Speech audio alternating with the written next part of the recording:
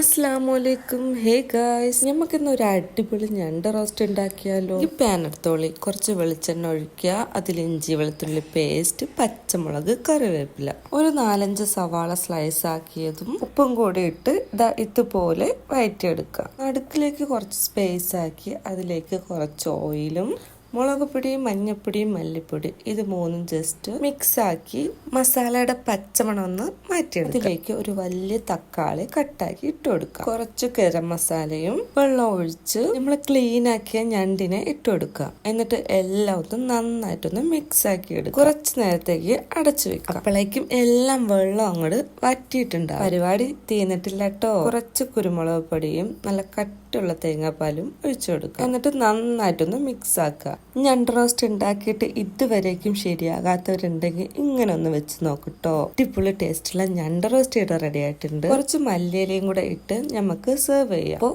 ഞണ്ട് കിട്ടുമ്പോൾ ഇതുപോലെ ട്രൈ ആക്കാൻ മറക്കണ്ട കേട്ടോ. അപ്പൊ ഇത്രയേ ഉള്ളൂ. Okay, by.